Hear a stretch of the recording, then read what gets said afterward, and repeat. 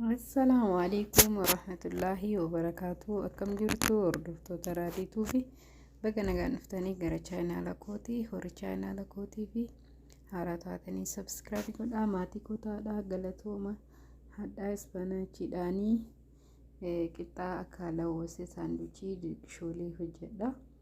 Baay'ee bareedaadha, baay'ee mi'aawaa. Amma dhuma viidiyoo na faana turaadha. Faayidaa guddaa qabaallee ispaanaachi yeroo baay'ee fayyadamuu fi ulfinna qaama keenyaallee fi faayidaa nafa keenya hundaa fi baay'ee faayidaa guddaa qaba. Yeroo baay'ee nyaata hojjennu keessa godhanne baay'ee bareedaadha. Amma immoo maashinatti nan daakaa killee fi harceetti godhadhee walitti makee achiin immoo maashinatti daakeetiin qixxaa lawwasee jechuu arab qixxaa akka haphii hojjedha. Amma dhuma viidiyoo na faana tura. Amma killee sadi fayyadame harceen immoo maankaa cilfaa isa sadiidha. Amma kanatti shaboodhatti godhadha, waan biraa walitti godhu hin jiru.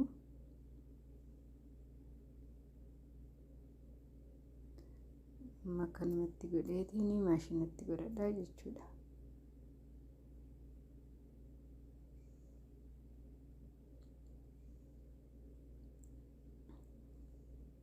Aannan itti godhadha. Aannan burcuqqoo tokko. Amma sirriitti akkanatti waliin dhahaa jechuudha. Sirriitti jechuun hamma dhumaa inni sirriitti bullaa'utti nan daaka. Haginni baala kanneen fixu keessaa jechuudha. Baay'ee salphaadha, baay'ee mi'aawaa. Hojjedhaa yaalaadha. Akka jaalattan abdiin qaba.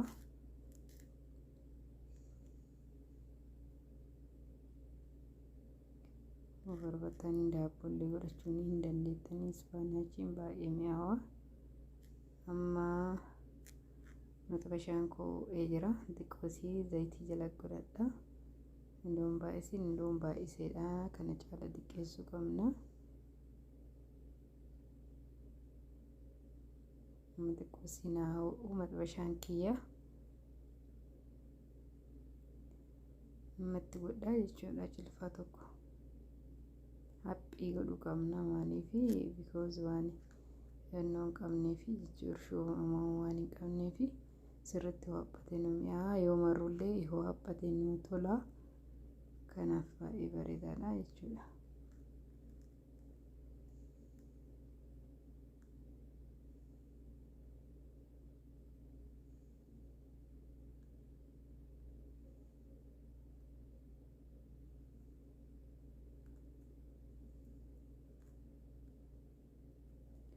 Akkuma argitan kana kun bareeda ta'ee bilchaateera. Baay'ee haphiidha. Kana fakkaata. Amma immoo kaarotii fi killee jedhee shunkurtaa jedhee walitti waddee achi keessa saanduchii kan godhu jechuudha. Shunkurta xiqqoosii akka waan hodduu nan godha. Baay'ee kaarotii wajjin wadda sirriitti waan hin bilcheessineef jechuudha. Amma kaarotii godhadhee kaarotii kiyya wajjin hodhaa jechuudha. Baay'ee mi'aawaa. Keessattuu baala dimbilaalaa itti gootanii isa turre mi'eessa. Ashaboon nan fayyadama.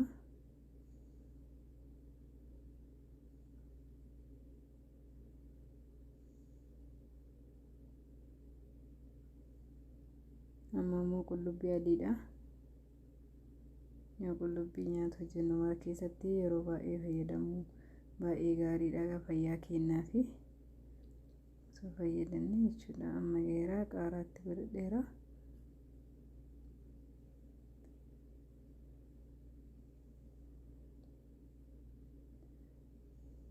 Amma immoo baala dimbilaalaati.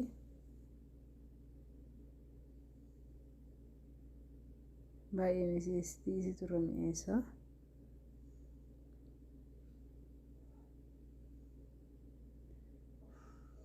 Amma killeetti godhadha jechuudha. Killee lama. Killee irratti amma black pepper itti godhadha.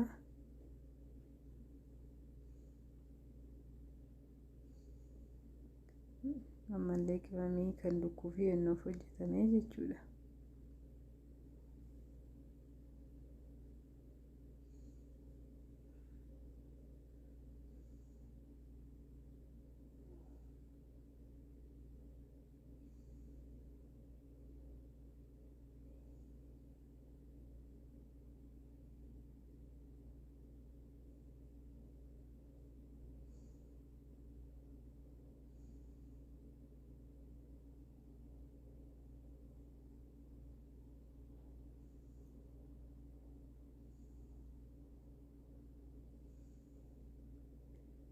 Amma kunoo akkuma argitan kana bareeda ta'eera. Qaaraa diimaatti godhadheera.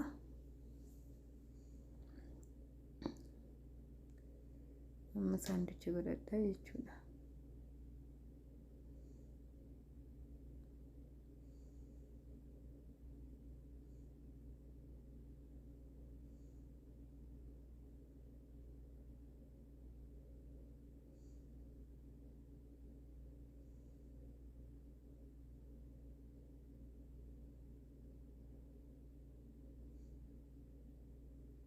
Amma kanatti tolchinee mura.